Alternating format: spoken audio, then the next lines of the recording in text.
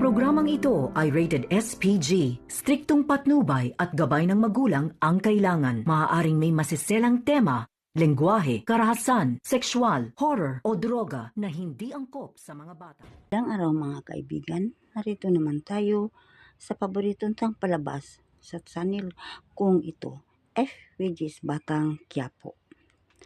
Nang nakauwi na si David sa bahay ng mga Montenegro, galit si Ramon sa kanya. Ang sabi ni Ramon, kapag hindi sumunod sa akin, hindi Montenegro. At sa ospital, nang nagdating si Marites at Santino at Lina, tinanong ni Marites ang doktor, kumusta ang asawa ko si Rigor? Ano ang kaniyang kalagayan? Sabi ng doktor, kailangan siya operahan at abunuhan ng dugo. At malaki ang halaga ang ipreparar ninyo. Ang sabi ni Marites, ilan man dok?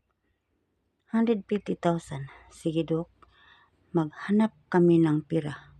Pumunta si Marites kay Marsing at Nita, naghiram sila ng pira. May nadala silang pira pero konti lang.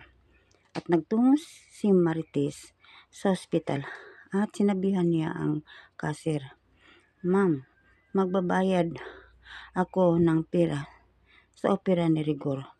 Pwede ba ma'am? Umuna muna kami ng 25,000. Ang sabi ng kasir, hindi pwede. Kailangan cash. Nang dating si David, sabi ni David, ilan ang halaga ang operasyon ng papa ko? Ang sabi ng kasir, 150,000 ang halaga. Sige, babayaran ko ang lahat pero gawin ninyo ang lahat na maligtas si Papa Rigor.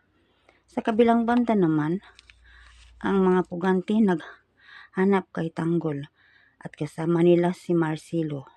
Pumunta sila sa bahay ni Samantha nang nakita nila na may mga burol ni Bubbles at Celso. Nang dumating si Olga, ang sabi niya, bakit may burol dito? Nang nakita niya ang isang burol na si Bubbles, ang laman, iyak ng iyak si Olga. At ang sabi niya, ipagtanggol ko ang kamatayan mo anak. At pagdating ni Tanggol, sinampal ni Olga, ikaw ang nagpaslang kay Bubbles. Sabi ni David, sabi ni Tanggol, hindi ako si David. Kung gaano kasakit ang naramdaman mo, ganun rin sa akin kasakit. Kasi mahal na mahal ko si Bubbles. Habang nag-usapan si Olga at Tanggol, nagtingin si Olga sa mga puganti at lumabas si Olga at tinawagan niya ang mga pulis. Na dito ang mga nagpuga na hinahanap ninyo. At hanggang dito na lang mga kapatid ko, ang paborito tang palabas.